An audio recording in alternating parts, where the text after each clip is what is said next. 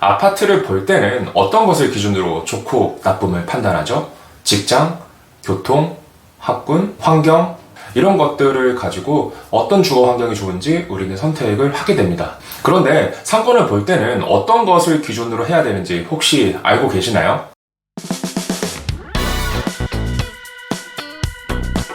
제가 만나는 자영업자 10명 중 9명은 이 질문에 제대로 된 답변을 하지 못합니다. 오늘은 상권을 평가하는 기준 3가지에 대해서 알려드리려고 합니다. 오늘 제 이야기는 끝까지 들어주셨으면 좋겠어요. 이 내용만 100% 이해하게 되면 상권 분석으로 골치 아프고 스트레스 받았던 것들이 상당수 해소될 수 있을 겁니다. 이상하게 내 가게는 왜 파리만 날릴까? 맘만 있고 온라인 마케팅을 잘하면 어떻게든 할 수 있을 거라고 생각을 했는데 손님이 너무 안 오네. 혹시 이런 생각 드신 적은 없으셨나요? 창업은 확률 게임이기 때문에 무엇을 할지, 어떻게 운영할지, 그리고 마지막으로 어디에서 그것을 운영할지 이 3박자가 잘 맞아야 됩니다. 이 3가지 중에서 자영업자들이 가장 많이 실수하는 것이 바로 상가에 대한 상권 분석입니다. 엉뚱한 장소에서 섣부르게 매장 오픈해서 고생하지 마시고 오늘 제가 이야기하는 상권 분석의 기준 3가지에 대해서 제대로 알아가셨으면 좋겠습니다. 3가지 기준에 대한 이야기를 하기 전에 먼저 짚고 넘어가야 할 이야기가 있는데요. 상권 분석에 있어서의 이제까지 여러분의 경험을 머릿속에서 완전히 지워주셨으면 좋겠습니다. 이게 무슨 소리인가 싶죠? 제 이야기를 한번 잘 들어주세요. 월세, 전세, 매매 계약은 우리가 20대에서 30대, 40대 이렇게 자연스럽게 삶을 살아가면서 부모님을 통해서 엿보기도 하고 어떻게 해야 될지 어떤 집이 좋은 집이라고 할 수 있는지를 감각적으로 알게 되는 부분이 있죠. 그런데 상권과 상가는 다릅니다. 평생을 상업용 부동산과 관련 없는 생활을 하는 사람도 많고 우리가 음식을 먹고 옷을 사고 병원을 가고 하는 내가 잘 아는 영역인 것 같으면서도 어떻게 보면 또 제대로 아는 것이 없는 그런 존재이기도 합니다. 블로그, 카페, 유튜브를 보면 상권 분석에 대해서 여러 가지 이야기들이 있는데요. 물론 좋은 정보도 많지만 실제와는 다른 이야기를 하는 것도 정말 많습니다. 상권 분석은 1 더하기 1은 2가 아닌 1 더하기 1이 3 혹은 4가 될 수도 있는 어떤 불확실성의 영역이기 때문에요.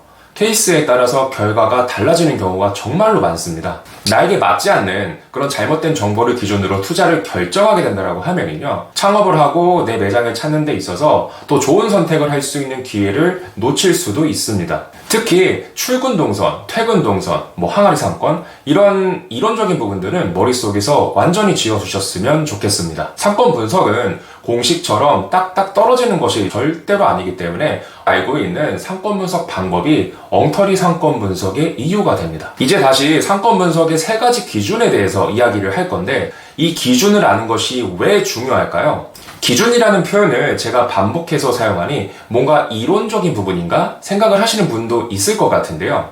우리가 상권의 기준을 이해해야 되는 이유는 결국 선택을 하기 위해서입니다. 무언가를 선택하려면 어떻게 해야 되죠? A와 B를 서로 비교해야겠죠. 그러면 비교 평가를 하려면 어떻게 해야 됩니까? 비교 평가를 하기 위해서는 우리가 판단할 수 있는 기준이 정확히 있어야 됩니다. 주거용 부동산의 기준은 많이들 알고 있을 거예요. 교통, 환경, 직장, 그리고 요즘은 연령이 올라감으로써 병원에 대한 부분도 주거 환경에 있어서 정말 중요한 요소가 되겠죠. 이런 기준에 의해서 우리가 어디가 더 가치 있는 곳인지를 판단할 수 있게 되는 것처럼 상권을 볼 때도 이런 기준들이 있어야지 A 상권, B 상권을 비교 평가하고 그것을 토대로 더 좋은 상권을 선택할 수 있게 되는 겁니다. 결국 상권의 기준을 이해한다는 것은요, 이론이 아닌 실전의 문제라는 거죠. 상권 분석의 기준 첫 번째는 배우 세대입니다.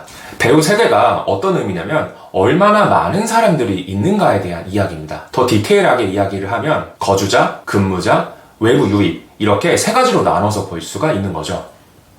거주자의 관점에서는 더 많은 세대수, 근무자의 관점에서는 더 많은 오피스, 일자리, 그리고 마지막으로 외부 유입의 관점으로는 방문 목적이 될 수 있는 시설물이 지역에 어디 있는지를 살펴보는 거죠. 방문 목적이 될 수 있는 시설물이 어떤 것이냐라고 물어보시는 분들이 되게 많은데요. 몇 가지 예시를 들어서 말씀을 드려볼게요.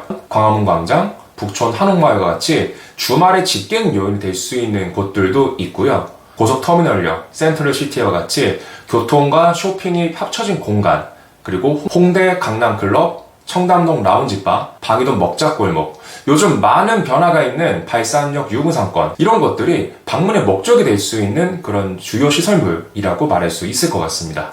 상권의 두 번째 기준은 바로 생활동선이에요. 생활동선이라고 이야기를 하면은 우리가 일반적으로 이야기하는 유동인구와 헷갈릴 수가 있는데요. 실제 생활동선과 유동인구는 완벽하게 다른 의미를 가지고 있습니다. 유동인구는 얼마나 많은 사람이 상가 앞을 지나가는가 하는 숫자의 개념이라고 할 수 있고요. 생활동선은 지역 주민들이 소비 행위 자체를 보는 내용이라고 볼 수 있어요. 예를 들면 이런 거죠. 회사 인근에서 점심 식사는 어디에서 하는지, 아이가 아프면 병원은 어디로 가는지, 출퇴근을 할 때는 어느 길목을 통해서 대중교통을 이용을 하는지, 가족끼리 외식을 할 때는 어디 가서 식사를 하는지, 학교를 가는 동선은 어떻게 되는지, 이런 부분들을 바로 생활동선이라고 말할 수 있을 것 같습니다. 유동량이 많은 상권이 무조건 좋은 상권은 아니에요.